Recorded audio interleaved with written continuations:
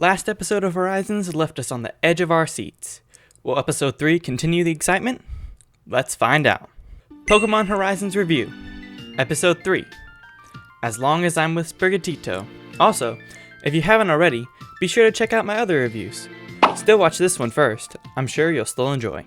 Episode 3 begins the morning after the events of last episode. Sprigatito is still missing, but Liko is determined to find it. The group tracks the explorers to a nearby port, where they begin their search. Here, they use Murdoch's Rockruff to track down Sprigatito using its sense of smell. While this is going on, Liko is tasked with picking up supplies from the Pokemon Center. I'm assuming as a way to take her mind off the situation. While waiting, another trainer shows up with her Vulpix, who had been hurt in a battle because she couldn't give it proper commands.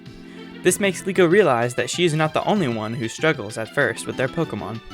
This part of the episode is really not important, but I wanted to point it out because I think Liko's realization is a nice little character moment. Meanwhile, the explorers are busy, with Zur placing a tracker on the Rising Voltacular's ship, while Kanya is taking care of Sprigatito. Kanya has become attached to Sprigatito because of its cuteness. She kinda reminds me of Jessie, with her obsessing over a random cute Pokemon, except without the bad attitude, which I appreciate. Eventually, Rockruff catches the scent of Sprigatito on Kanya while she's buying more Pokemon food, and they follow her to their hideout. Friede tries to convince Liko to go back to the ship, since there's ultimately going to be a battle, and she could get hurt. But Liko refuses, saying that she is Sprigatito's trainer, and she needs to make sure it's safe. It's at this moment that Liko actually realizes that she is a Pokemon trainer now. Due to all the anxiety surrounding starting school, and the events of last episode, she was never really able to process this fact until now. I'm really loving the little character moments we've been getting with Liko so far, and she's already one of my favorite characters. Eventually, Friede agrees and makes a plan with Liko. Friede distracts Amethio with another battle, while Liko finds Sprigatito and escapes. Also, during their battle, Friede and Amethio mention a treasure, which would be useless on its own.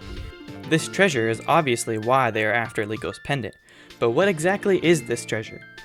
My current theory is that it involves either terapagos or the new Pokemon from the last episode, or maybe even both. I'm not sure why, but for some reason, this exchange makes me think that Friede has some kind of ulterior motives with Liko, which would explain why he has been putting her aside whenever she asks questions. Although I don't think he's a villain, I could see him betraying everyone for this treasure. However, it'd probably end in the classic situation of having him choose between the treasure or saving his friends. Afterwards, everyone regroups at the airship. Now having Sprigatito back, Liko has regained some confidence and belief in herself, tying back to the flashback of her grandmother at the very beginning.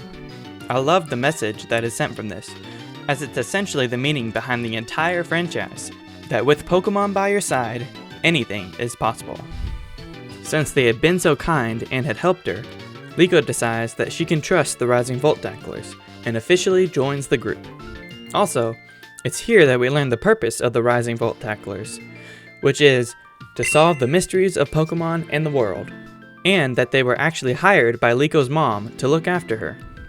So, continuing their adventure, they set sail to Liko's house in the Paldea region, before cutting to a teaser of Roy, who looks like we'll be meeting in the next episode.